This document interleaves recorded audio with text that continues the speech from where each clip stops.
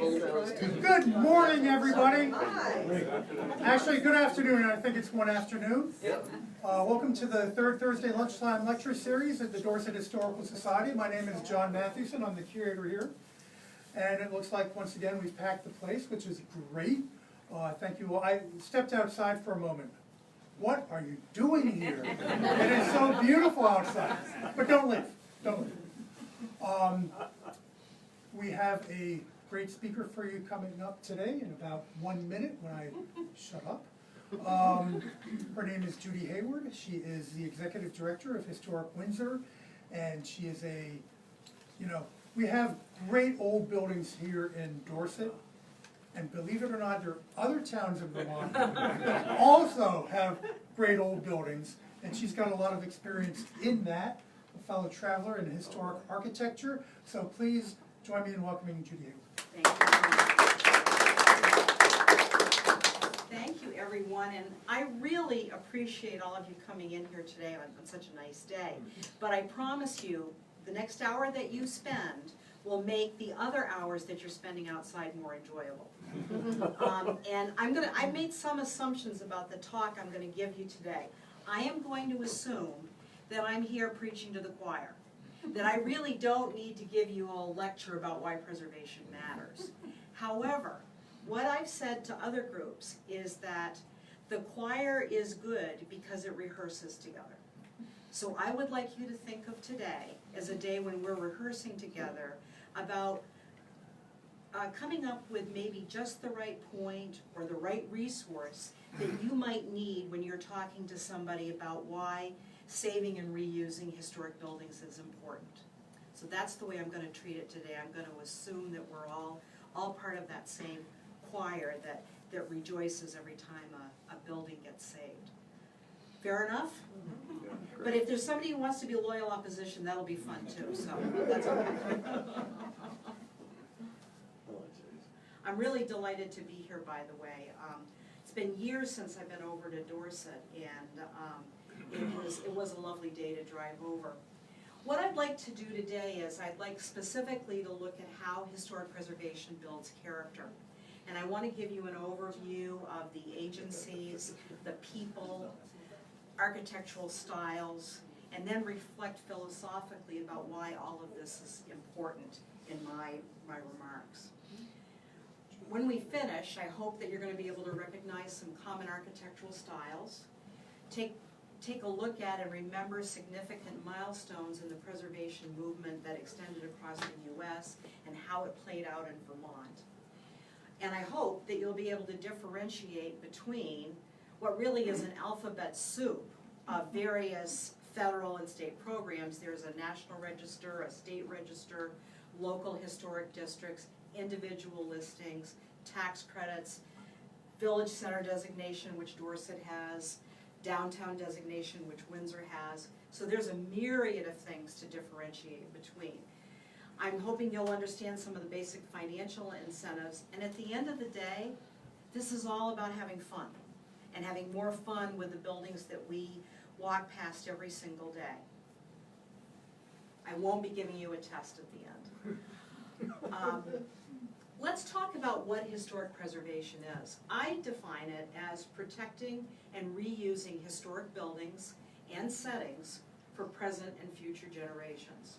That's simple enough, but the point I want to convey in that is it's not just about the buildings. It's often about a town green. It's often about old roads. It's often about a public park. It's often about a bridge, or the relationship between buildings to a street or buildings to a particular kind of landscape. So it's not just building hugging, but we do a lot of that. So who cares and who does what? There are homeowners, concerned citizens, state agencies, federal agencies, planning and zoning offices, nonprofits, businesses, developers and commercial property owners play a pivotal role nationally in historic preservation and the use of tax credits. And finally, the construction industry. This business is estimated, the renovation business is estimated to be at about $170 billion annually. It's a staggering amount of money nationally. And there are architects, contractors, craftspeople, landscape architects, masons, laborers, millwork owners, millwork shop owners.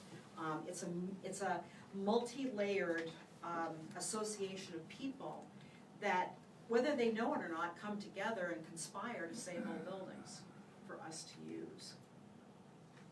So let's talk about a little bit about what it's like to practice historic preservation in the state of Vermont. And I like to begin with the State Preservation Office. It's a state agency, but it receives a huge chunk of money every year from the National Park Service, so from the federal government, to carry out federal programs in behalf of the National Park Service. And I like to think of it as the federal government going local when they provide that kind of support. The most important program, I believe, where it really all emanates from most of us working in the modern day world of historic preservation, is that with the passage of the National Historic Preservation Act in 1966, the National Register of Historic Places was created. And this is the listing of the best. It doesn't mean that a building that isn't on the Historic National Register isn't just as important, but this is the best. And why is it the best? Because it helps us understand the story and the history of the United States from our colonial times through present day. And really, all of this is about good storytelling, so that we embrace buildings and our landscapes and our streetscapes and other types of historic settings as the tangible means by which we can understand history. That's one really great facet of the buildings that we have listed on the National Register. There are several types of designation for the National Register. You could be listed as contributing and part of a National Register historic district. You might be listed individually, or you might have a building within a National Register historic district and it would be certified as not contributing. It might be older, but maybe it doesn't have any of these criteria that make it significant to our understanding of the American story. The criteria that we look at for National Register listing is the property associated with an important event in American history? Is it associated with an important person? What about design and construction? Are there distinctive characteristics? Does it exude a really great craftsmanship? Or D, is there information of the expansion of the West, or the construction of the Erie Canal, or agriculture? These are sort of the big overarching themes that it may tell us about. We also have a state register of historic places, and that looks specifically at buildings and settings that are important to our understanding of the history of our own state. And sometimes a building is listed on both the National and the State Register, and sometimes it's really only about Vermont, so it gets listed on the State Register. The difference between the National Register and the State Register is there is a slight difference in terms of property ownership and regulation. With the National Register, you pretty much can do anything you want with your building. It is a complete misunderstanding that once you place a building on the National Register that it is protected. If the building or the setting is within an area where federal funds are being spent, grant funds, more than likely a good example of this is, say, a major highway development. The appropriate agency that's supervising that work is required to do an assessment, a Section 106 review, about whether or not there's going to be an adverse effect on the historic building or the setting. And this is an important protection, and I often tell people that the most valuable thing about having a National Register district are these large-scale transportation programs. It also helps to understand, and we'll talk a little bit more about the Historic Preservation Act later. It was passed in 1966. Now let's think for a minute. Let's go back in time to post-World War II, between 1945 and 1966. What were a couple of major things that happened to buildings and roads during that period of time? Urban renewal. Interstate, I heard, pardon? Urban renewal. That's right. And it is estimated that in that 20-year period, we lost 50% of the buildings that would be National Register eligible today. That is a staggering loss. And it came at the hands of urban renewal and the expansion of the interstate system. Now, we can debate whether that was good, bad, or indifferent. We'll leave that alone for the moment. However, what was happening is as we neared America's 200th anniversary, and in the years after Rachel Carson's writing of Silent Spring, a movement began to coalesce that linked preservation of the natural environment with preservation of the built environment. And when these two things got together, the National Historic Preservation Act was created. And when you think about it, the National Park Service exemplifies that ideal of preserving sites that have great environmental value and great historic value. Sometimes they're one and the same. And as we move closer to the bicentennial, there was a growing interest in American history. Bicentennial commissions were set up in states all across America. And we began to cultivate a greater reverence for our past. But it was actually the loss that was created by urban renewal and the highway system that framed the National Register in the way that it is framed. And it is designed to protect the federal government from harming historic resources at the local level. So you need to have that in your mind when you understand just what level of protection that you get. And it's not a whole lot. It was never designed to put particularly onerous requirements on, or requirements that some might feel would be onerous, on private property owners, unless they use federal money or federal grants. The upshot of it is that, particularly in Vermont, we began to survey. And it's the survey that forms the nuts and bolts. The websites that I'm showing you are part of the association, or the Agency of Commerce and Community Development at vermont.gov, and it's /historic preservation. If you go to that website, there's virtually everything that you need to know about historic preservation policy. You can gain access to National Register listings. Not complete yet, they're still digitizing a lot of those resources, but there is a myriad of information to help you if you have a question, or you want to help someone else out, or you want to understand more in depth what is going on in your own state. But it's the survey that forms the heart and soul of these National Register nominations. Sometimes those are done by volunteers. In Vermont, we are very lucky to have many graduates of the University of Vermont Historic Preservation Program. And there are many qualified consultants who can go out and help communities either do the survey work themselves or work with volunteers to do the survey work. And it is a tremendous resource and a tremendous shared responsibility. We worked on Windsor's for over 15 years. It was a long process, but we were typical of most towns in Vermont in that a very quick historic district had been created in the mid-1970s. I think we had 86 listings, and very brief descriptions, good descriptions, but brief, not a whole lot of detail. By the time we were done with our expansion, we had increased the size from 86 to 346 buildings in Windsor. We're not the largest in the state. I think we're like maybe the third largest. And that is just a testament to what John was saying earlier, that yes, there are historic buildings outside of Dorset in Windsor, that we have an abundance of resources in Vermont that we should be very proud of. And it's well documented and easily accessible for you all to find more information there at the state website. In addition to doing text and descriptions, what is really helpful for a lot of people here is the creation of maps. And I found this Dorset Historic District map online. I wasn't clear if it's local, national, or state, but I thought it was nice to take a look at your own historic district and just get a feel for what it looks like through the cartographer's eye. But it's the text in these maps that are really helpful to all of us. Developers use them if they're looking at a property for a federal tax credit, because National Register status is required.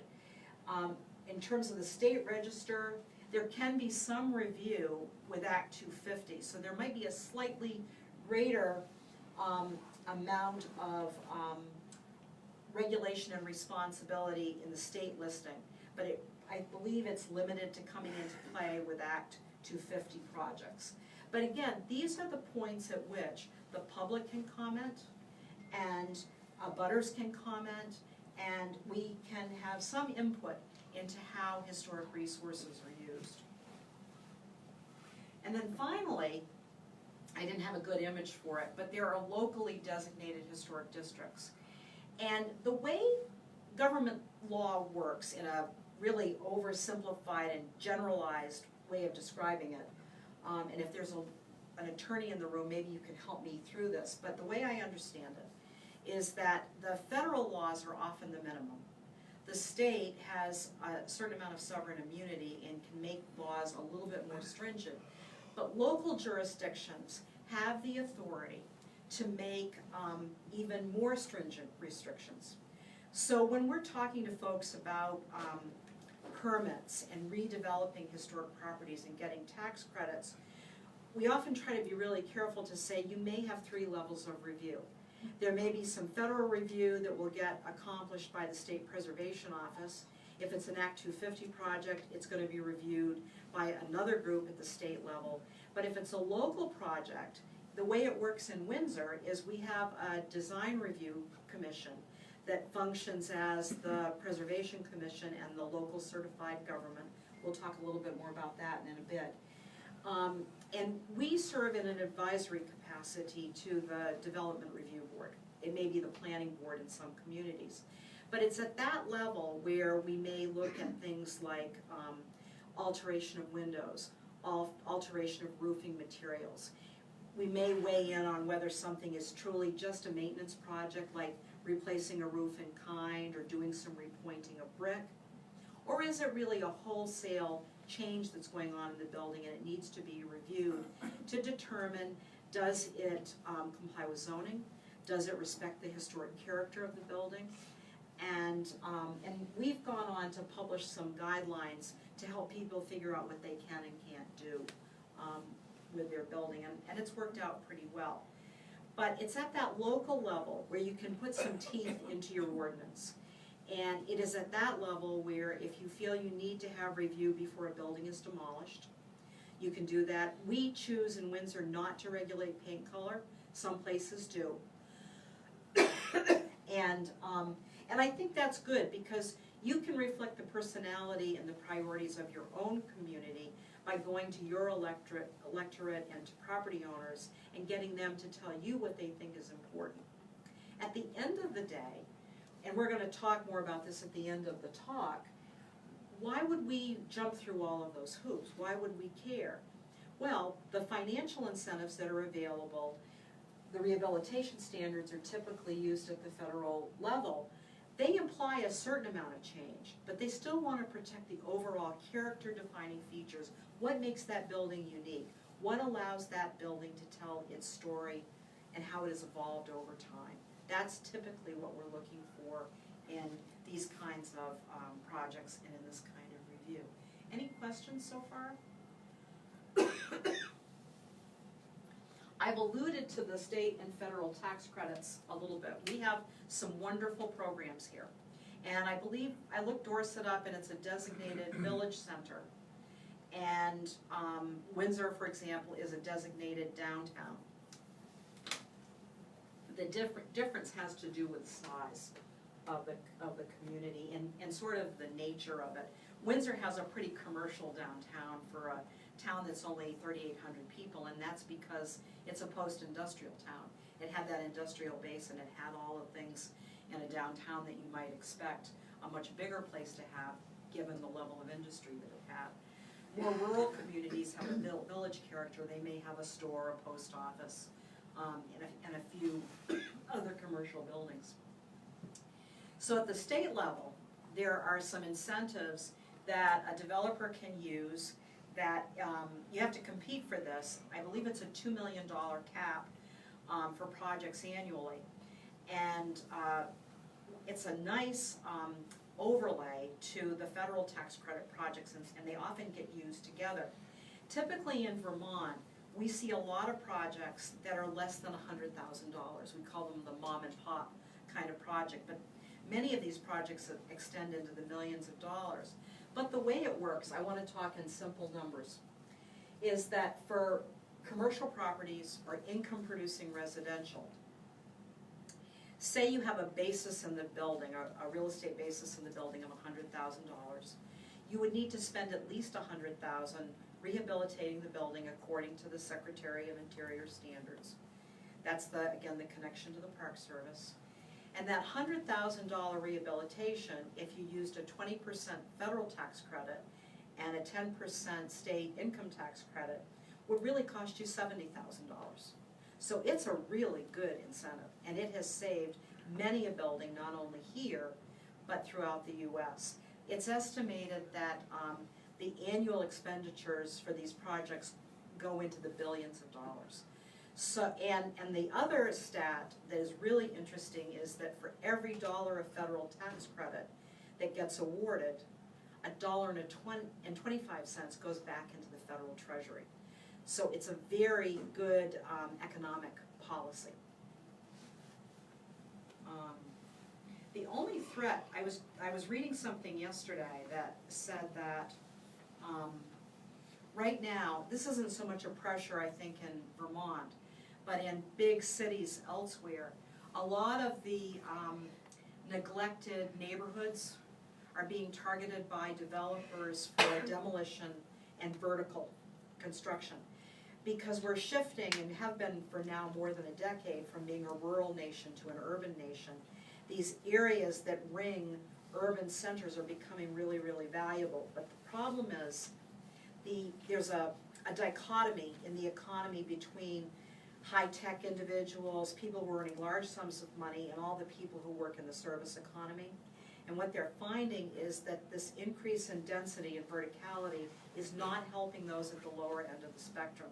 That there's a perception that it's all going to be affordable housing or workforce level housing, and that's not happening. So we really haven't solved the problems that can come with overdevelopment. But we do know that preserving the neighborhoods, keeping things at a pedestrian scale, and trying to work within the rehabilitation of existing buildings keeps things at a bit more affordable level. It keeps people in a situation where they can walk and where they want to be in that neighborhood.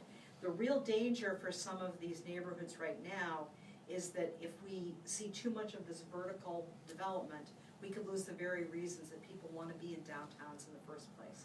So I'm sort of intrigued at this growing understanding by urban policy specialists, and it could signal that there'll be another push for more preservation in our urban areas. I apologize, I have a tail end of a cold here, so my throat is getting a little bit dry. That's sort of a broad brush approach to the financial incentives and some of the regulatory aspects of historic preservation. Now I want to take a look at the history of preservation and how that's evolved. These are some of the, oh, thank you, John. These are some of the major events that are associated with how historic preservation developed. The Mount Vernon Ladies Association in 1853 is usually credited as the first. Creation of Yellowstone Park, the Casa Grande National Monument, Trustees of Reservations in Massachusetts in 1891. So it's that last half of the 19th century, and it's a combination of both historic preservation and environmental preservation. Trustees of Reservation continues to this day to embrace both missions. 1910 saw Spinia and the creation of historic New England.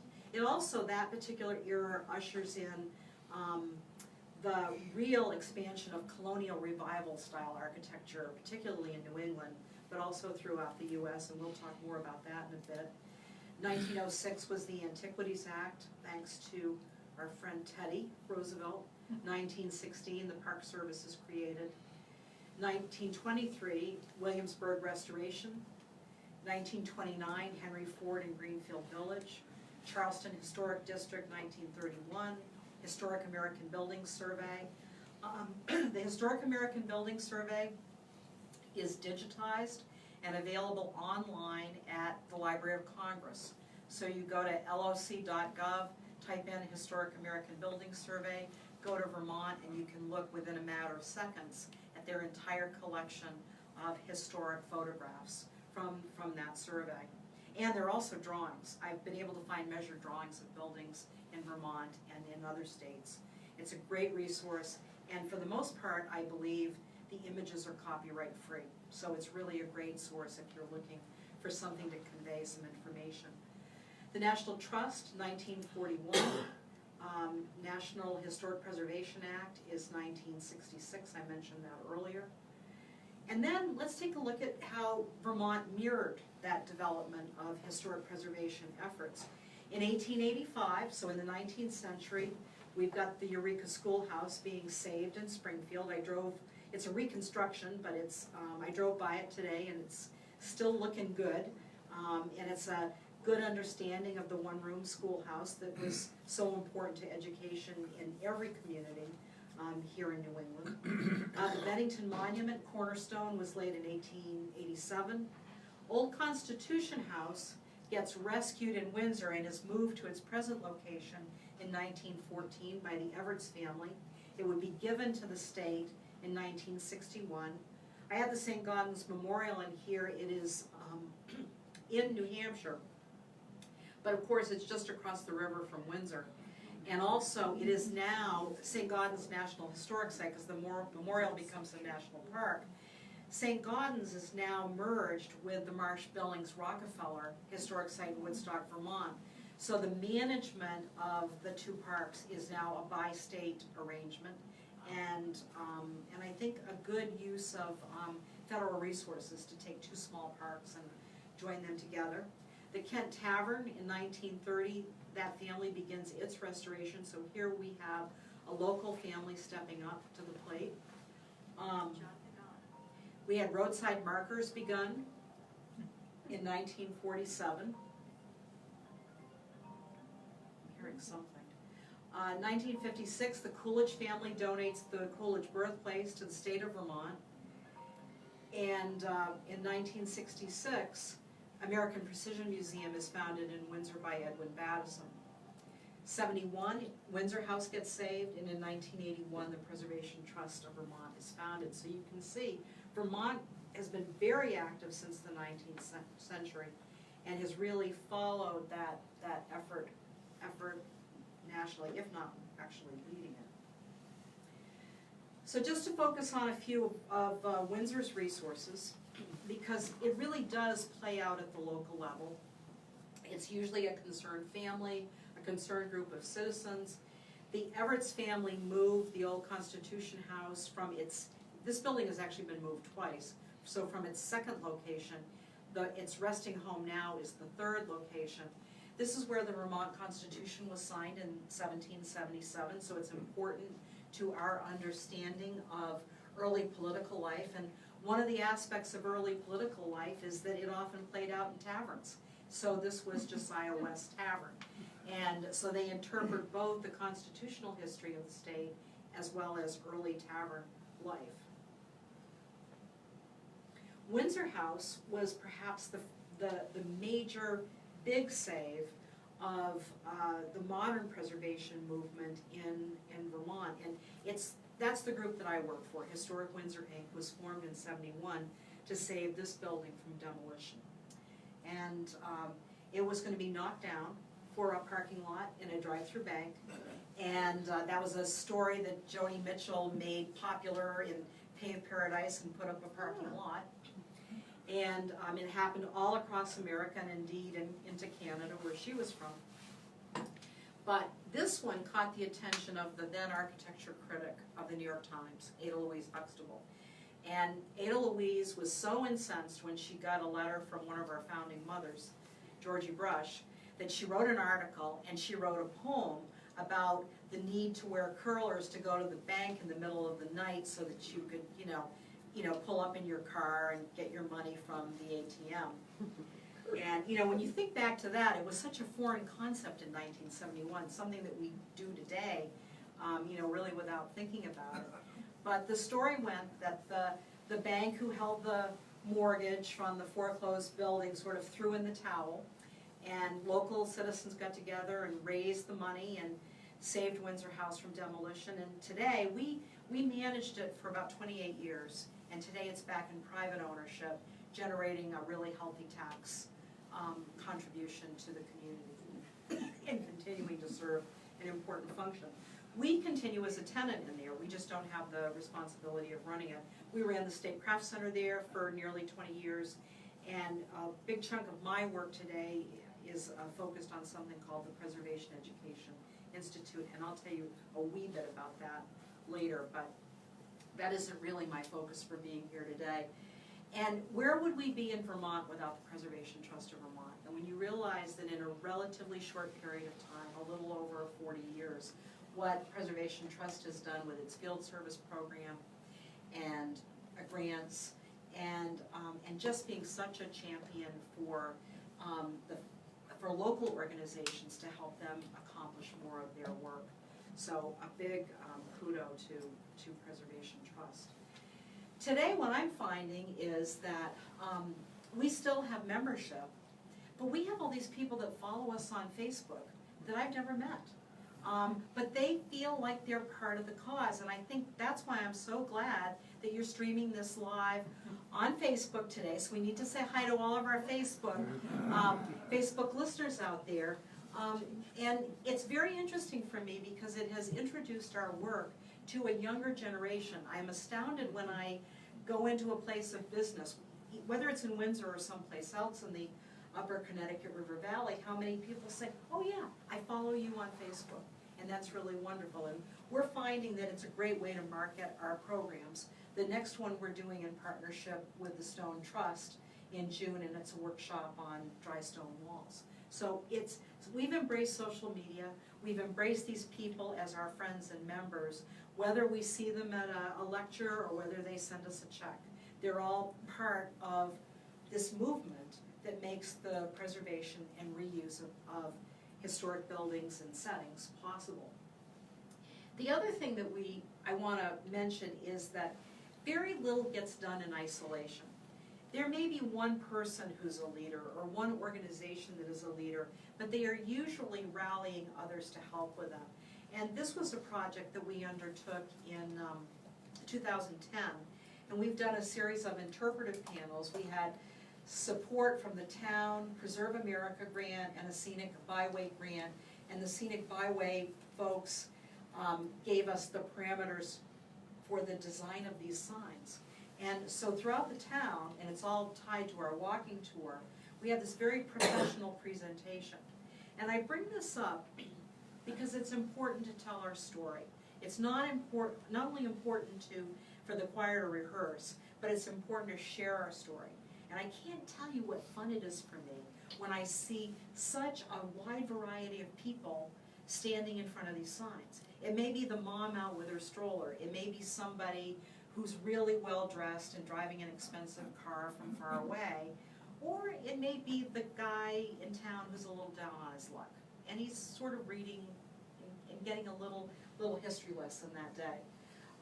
These are subtle ways that we can tell our story, tell people why preservation matters, without preaching necessarily to them. They just make it a little accessible. Just a quick bit about what Historic Windsor does, because as I mentioned, most of this plays out at the local level. We're a local organization with a national mission. We do a lot of training in historic preservation skills. We do multi-day workshops on such topics as repointing brick. This was a program that we did in partnership with the Barry Historical Society and the, oh gosh, now I'm gonna have one of those moments where I forget the name of the Youth Build. It was Youth Build that partnered with us. They have a Youth Build crew just down the road from the location of this bakery building. So this was a building that was a bakery built about 1914. It had been empty for years, and it is now a thriving bakery again. And through our partnership, with some funding from some generous foundations, we were able to train the kids in basic repointing skills, get a little work done for this project at an affordable rate, and turn the whole thing into a learning experience. So this is the way we practice historic preservation today. We're also involved in the rehabilitation of an 18th century building, Stephen Jacob House. In a nutshell, this is tied to a really important case on slavery in Vermont. And you're probably saying, slavery in Vermont? Didn't we just have a discussion at the state legislature about this to make it absolutely clear that our intention in 1777 was no slaves, but we wanted to be sure that it meant no child slaves too? That was our most recent discussion. Well, the lawyer who owned this property and built it kept a slave in direct violation of Vermont law and ultimately dismissed her. And the town of Windsor sued him for Dinah's upkeep. He was sitting on the Vermont State Supreme Court when the case went to the Vermont Supreme Court, so he had to recuse himself. But surprisingly, he won the case. But the case affirmed that slavery in Vermont was unconstitutional, and it was the first such declaration by a precedent-setting court in the fledgling U.S. It was 1802. It's a really important case, and it later became important in the whole discussion of fugitive slave law, which, as you all know, was really controversial throughout the 19th century. The building has undergone a lot of change. It originally had a hip roof, but we think we found the quarters up in the attic that Dinah probably lived in. And they're pretty grim. So this may be the only tangible documentation of a slave enslaved for work in the state of Vermont. So we're working on this very slowly. It's a big project. I have to tell you, it's over $1 million project. And we're having our challenges raising money for it, but that's what we do. We persevere, and we keep telling our story so that people understand why buildings matter. What I'd like to do now, how am I doing time-wise? Am I good? Looks like I'm about 40 minutes in. I want to do a quick review of architectural styles found in Vermont. This is the part about helping you enjoy your walks more and the time you spend in our communities. We don't have a lot of really of any first period buildings. That runs the time of the settling of Plymouth Rock to about 1720. Many of our towns are chartered, granted, or incorporated in the 1760s, but we don't see widespread settlement up here until the 1780s in most of our communities. So by then we moved into what is called the federal style in American architecture. Early capes are part of that federal style, which is often symmetrical, laid out in a way that respects classical proportions that were understood by builders in England and later reinterpreted by American builders like Asher Benjamin, who came to Windsor to work on the Old South Church in 1798. Benjamin was the author of several pattern books. And Michelle, I think you talked about Benjamin when you did your talk on the Dorset House. His pattern books went as far west as the Ohio River Valley, probably a little further. He really set the tone for how to construct good federal period buildings and good Greek revival buildings. We think he was somewhat of a mathematical genius because of the mathematical formulae that are found in his books, but we also are pretty sure that he had some access to English pattern books because he apprenticed with a family of builders in Connecticut and was doing very high style work right from the beginning. So again, association. Is a building associated with an important builder?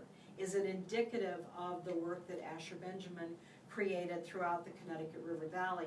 We see houses like this all up and down the Connecticut River Valley and indeed throughout all of Vermont. Certainly many of the meeting houses were work done by people who were familiar with his Country Builder's Assistant, which was the first American pattern book. And Benjamin publishes that in 1797 and comes to Windsor. So there's a chance that the Old South is really the first manifestation of his designs for meeting house construction.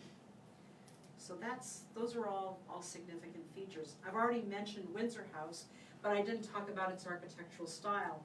It's one of the largest Greek Revival style commercial buildings in the state. What makes it Greek Revival? It has a temple front. It has that gable, triangular gable pediment. It has a beautiful porch that features lots of interesting Greek detail in its entablature, which is the part above the columns on that porch.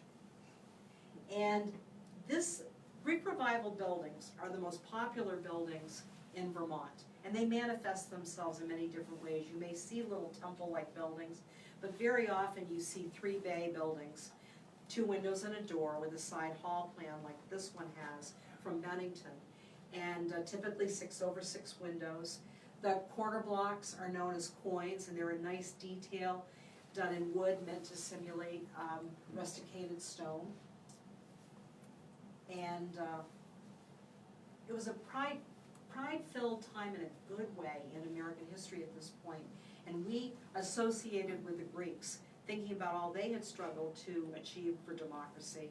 And there were some winds of change going on in Greece at the time, and by this time Americans are sophisticated enough, educated enough to have an understanding that the Greeks were struggling to hold on to their democracy. So a movement of embracing Greek designs went into architecture in America. So these little Greek temples are very important to our identity as American citizens in this era. It's a popular church style. Alexander Paris worked on St. Paul's in Windsor at the time that he was working on another St. Paul's in Boston. Paris would go on to be the primary architect on Quincy Market, and you know they're all really great Greek Revival buildings. He was also the builder of many lighthouses all up and down the coast of New England. It's another really fine builder. Italianate is another popular style. This is the palazzo format of Italianate. It's a big square box with lots of ornament, and it gets used for commercial and government buildings a lot. This is the post office in Windsor, but its twin is the library in Rutland that was formerly the post office. It's the same architect. Young was born in West Lebanon, New Hampshire, and went on to become the first architect of the U.S. Treasury. And he builds post offices and courthouses like this all across America. Some in the Italianate style, some in a Greek Revival style or neoclassical style. But they're heavily ornamented. And in this case, he often built in stone. But this one is in the late 1850s, and all of the detailing that you're looking at, the window surrounds, the voussoirs, which are those paired arched connections between the windows on the first floor, they're all cast iron. So it was a state-of-the-art building at the time, and there's a lot of cast iron inside in terms of staircases and architectural elements. He was experimenting with it because he hoped it would be fireproof. Technically it is, but it becomes so brittle in a fire that there are issues with using cast iron for true fireproofing. But it was such an innovative building for its time. So oftentimes it's not only serving an important function that makes it valuable to us. Post office is where we get together and talk. I ran into 4 women in the post office yesterday, and we all said the same thing. We wouldn't have a social life if it weren't for the post office and the grocery store. So, at a certain point in life, that becomes true. And we were all of a certain age. But it's true, and we love our grand post office. And whether they're grand like this one or small and intimate, they're great. But that Italianate style was associated with the expansion of wealth. And think about what's going on in the mid-19th century, particularly in a place like Windsor. Industry's growing, the whole country's growing. We're about to go to war. But it was a time of great expansion and great hope against the backdrop of what was to come with the war. A little before the Italianate, but it extends throughout the mid-19th century, is the Gothic Revival, and sometimes known in the vernacular as the gingerbread houses. They're characterized by steeply pitched roofs, lots of variation in texture. Here you've got slate, the shingles, Lots of decoration on the molding. The trim around the eave line is called barge board in the US, barge board in England. In this case, it's all done in wood. There's clapboarding down below, and then the ornate railings. And these are very picturesque, and they're very beautiful, and they dot the countryside or village centers, so very popular style. Romanesque, you don't see this very often, but this was a former town hall in Windsor. Appleton and Stevenson were an important regional architectural firm. And what is characteristic of the Romanesque? Well, the rounded windows, the use of a masonry building, or brick masonry building with a slate top, lots of decoration in terracotta, and also other types of stone. So they're heavy, they're very medieval. But this was a brief and short-lived style here, except in St. Johnsbury, where we find the work of Lambert Packard. And Packard, and this style in fact, was popularized by H.H. Richardson. The most important example of Romanesque architecture in New England, if not in the world, is Trinity Church in Boston. And just think how many people went to Boston and said, I want one of those for my town, but in a more appropriate scale. So this is how Windsor reinterpreted the Romanesque for its town hall. Queen Anne, this is the Abbott House at Vermont Law School. As we move towards the turn of the 20th century, we start getting really fanciful. Industry has evolved to such a point that we now have machinery that can make a lot of this decorative trim at a very affordable price.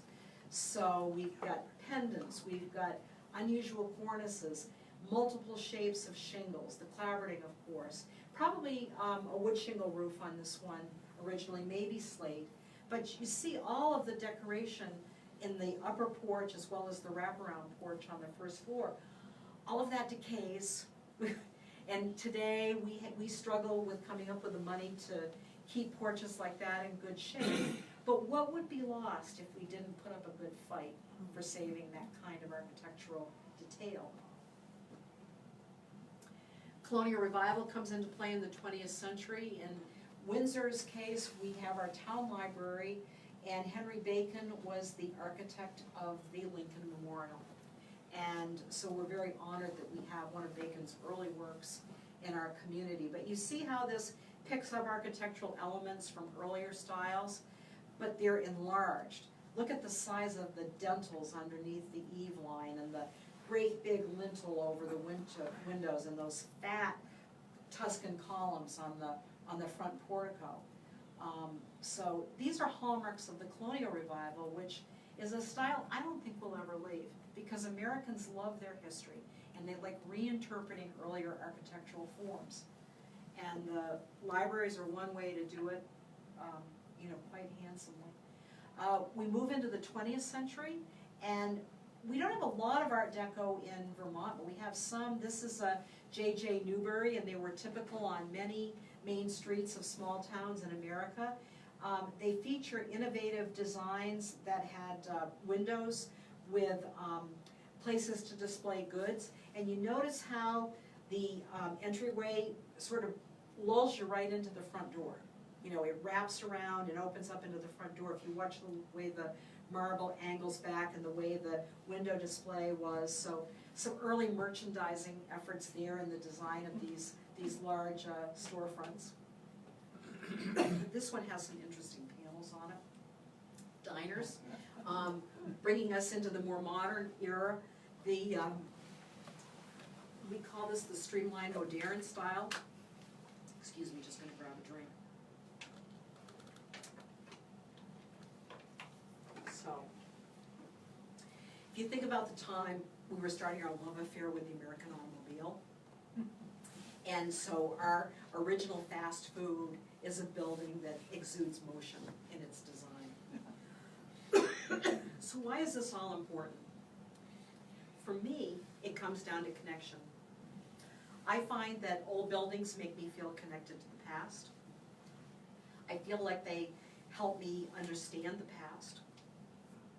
And as I was putting this talk together, I realized that someone I had worked with had actually written a book on this topic that I didn't know about.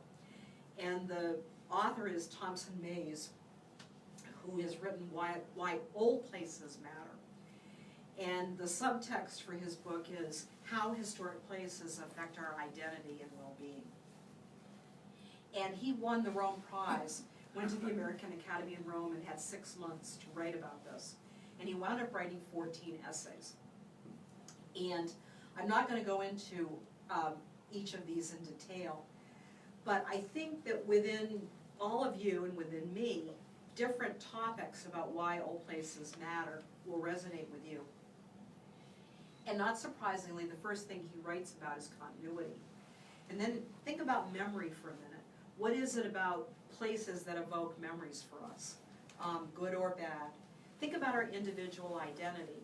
I will always be someone who grew up in Claremont, New Hampshire, and proud of it. And what about my civic, state, national, and universal identity? I can relate to certain buildings that make me proud to be an American. Then there's beauty, and that is in the eye of the beholder, but there was an emphasis on beauty in many of the buildings that we've looked at so far. Sustainability. A lot of our traditional building practices come out of an understanding of what works within a region. We know historically that buildings were often sited to take advantage of light.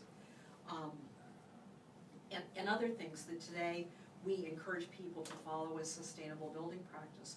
We know that the old growth lumber that makes up a lot of our buildings can't be replaced by new growth lumber. It just doesn't grow the same way, and it will never be as dense or as strong. We know that our places build community, and we talked earlier today about all the economic growth that can be created by the wise reuse of historic buildings. But let's just take a second to reflect on some of the buildings. I look at this building and I feel a strong sense of civic pride. Do you? When you see the State House? I just, and the fact that they put the new series on this year and all the excitement that came into play for that was just wonderful. When the first time I saw I think it's the Houghton Mill in Bennington, I was like, wow. You know, can you imagine what it felt like to go to work there every day, what the individual identity was for the person who walked in the door there and knew he was going to do his best to make goods for his employer, and at the end of the week he was going to get his paycheck. That's a big part of the American identity. Here's the McAdoo Perkins House, again from Windsor. To me, this exemplifies beauty, picturesque movement, both in romantic art and literature and in landscape design. I look at a building like that and it just makes me smile. And there are some subliminal and psychological reasons for that, but that's a talk for another day. Sacred architecture was another element that Tom wrote about in his book. And who doesn't get excited when we see a really great commanding presence of a white church in New England? Really does take our breath away, both in terms of its massing, but also the closer we look at the details. How many of us really associate the Cornish-Windsor covered bridge, or all the covered bridges that we have in the state of Vermont, with an understanding of transportation from a bygone era, the craftsmanship of timber framing? These buildings command our respect. But they also evoke a sense of nostalgia and a sense of memory for many of us. And how many of us don't thrill at the sight of barns and find that an understanding and a perpetuation of Vermont's ever-evolving agricultural heritage is something that we want to hang on to. So those are a few reasons why preservation matters, and if we have time, I'd love to hear why you think it matters too. Thank you.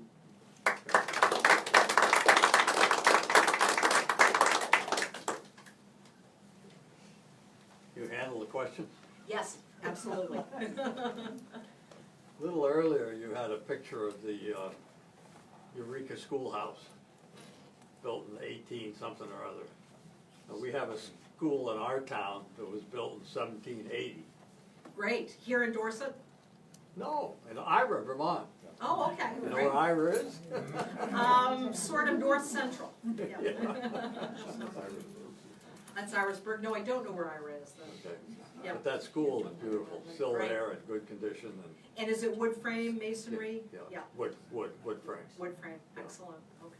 Okay, one other thing, Yes, you talked about the Brown Bridge in Shrewsbury, is it? I don't think I mentioned it specifically, no, Oh, you didn't, but, no, but tell me about it. well, the Brown Bridge was built by Nicholas Powers, Yep, okay? He was born in Ira. so that's Ira's claim to fame, is, of a master bridge builder, cool, And he's buried in the Ira Cemetery, all right. yeah. So how do I find Ira? Go to Paulette, Rutland. go to West Rutland. It's on the map, does not necessarily mean I'm gonna find it. Population 450. Great, That many. well, thanks for making the trek today. Yeah. That's good. Anyone else? Well, it's horse and buggy, you know, it's kind of. Yeah. Anyone else? Questions? Yes, go right ahead. I just wanted to say, there was a schoolhouse in Paulette, and in the 1950s, my father moved it to Dorset. Talk about preservation. Yeah. It became their house and it sits across the road. Are you living there now? No. No. We live in Eagle Tavern in East Poultney. Oh, nice, okay. You know where that is? I know where East Poultney is. I don't know where Eagle Tavern is. It's right on the green. Okay. Can't miss it. Lovely. Lovely. All right. You mentioned about the Windsor House being moved twice. Could you say a few words about what sort of buildings people moved and why? It was actually the Constitution House. Oh, sorry, the Yeah, Constitution House, Yeah, yeah. Josiah West Tavern.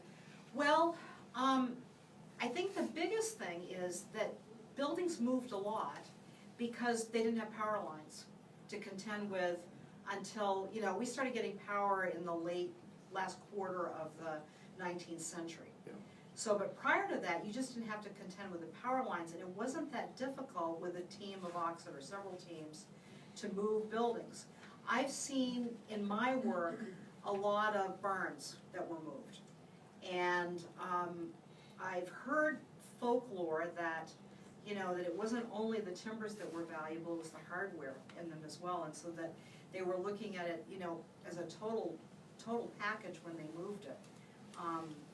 Because so much money went into the creation of specialized hardware for some of these buildings, that was just as important as the frame and the function. I'm trying to think, what I've noticed of late is that people have been raising buildings up and putting better foundations under them, and I think that's been, that's probably gonna save a lot of buildings today. And that has the added value of you don't have to take it off property, because now it's the power lines that are really quite cumbersome in making these moves possible. It isn't that we don't have the technology, to do it. But I can't put a quantifier on how many of this and how many of that.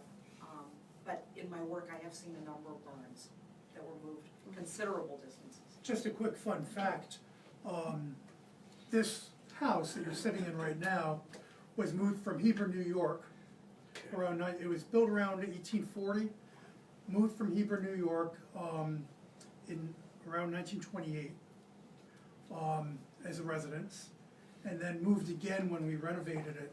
We moved it about 15 feet forward in 2006. So if you feel the room shaking, it might be the memory of that. What I've noticed on this side of the state is that there are a lot of great Greek Revival era style buildings like this one. And they're at a more diminutive scale than you might see on the other side of the Green Mountains. And it seems to happen in both Vermont and New York. And it seems that there must have been a wonderful building tradition. I've seen it all the way down into Massachusetts and Connecticut of building at a certain scale and proportion. And it's very pleasing to the eye. Brandon, Vermont has a lot of buildings that are of this era, but in a more diminutive scale. And I noticed that as I was pulling in, and you do see it in both states. I never noticed that, Yeah. that's interesting too. Yeah, No, I think it's a beautiful beautiful variation on Greek revival over on this western part of New England and the eastern part of New York. And I'd like to know more about why. Well, don't you think it's because industry started around the Connecticut River Valley, and this was farming? Don't you think that? I think that's part of it, but I also think it has something to do with the way builders communicated with each other about how to build and what their priorities were in terms of geometric proportion. And there have been some studies done where certain parts of the country have certain framing practices, and it follows the way language developed. It's a really interesting phenomenon. Here I suspect that by the time these were getting built, it was more than just about language. It had to do with regional building practice, and there's got to be someday I'll figure it all out. But yes, it definitely evolved differently over here, you know. It's not that we didn't have a lot of farming in the Connecticut River Valley, we did, but then it kind of went away in favor of industry, and then you really blossomed over here, starting in the 1830s, I think, 1820s, 1830s, with all your agriculture here. And we're just the beneficiaries of this architectural heritage. So you're better equipped the next time you talk to somebody when they say, I don't want anybody telling me what to do with my old house. Now, I've got a few things to add, and then we'll break up. There are some great cake and pie and liquid refreshment waiting for you, and I'm sure you can still answer questions. Absolutely, John. Everyone is having that apple pie, and I don't know what kind of cake it is. It's got covered with frosting. Blueberry pie and carrot cake. Blueberry pie and carrot cake. I'll be quick. The place to be. First of all, upcoming events. Our next third Thursday lunchtime lecture, which will be on the third Thursday of June, will be another great one, very local. Dick McDonough will be talking about what it's like to own a attractive nuisance. He and his wife own the Dorset Quarry, the swimming quarry, and there's a lot of work going on there now, and they've had their trials and tribulations for about 20 years, and their joys as well, and Dick will be regaling us all with those tales next month. You can find out if he's actually putting in an amusement park, is one rumor. He denies it, but maybe we'll find out. Other upcoming events, our next one is tonight, May 15th, 16th, at the Dorset Public Library, right across the street. We will be co-hosting a talk by someone from the USS Slater Museum in Albany about saving, not historic buildings, but a historic warship that's in dock in the Hudson as a museum in Albany. So, library, 5:30. Their refreshments aren't as good as ours, but still, don't make that inhibit you. We also have a cemetery commission meeting here if you're interested in that at 4 p.m. And an open house for new exhibits. That was yesterday. They were coming in when I was leaving. They said Thursday. They wondered. They're too busy communicating with the dead to There were a communicate lot with of the living, people. apparently. There were a lot of people who arrived. Whoops. Oops is right, so don't come for that. Open house for new exhibits, all new exhibits throughout the museum. These quilts are coming down this afternoon to make way for a new exhibit. 5 new exhibits. Open house June 1st, Saturday from 11 to 1. Don't miss it. And I think that's all I have. Imagine that. Wow. All right, thank you. Thank you, John. When's the cemetery thing? Yesterday? Apparently.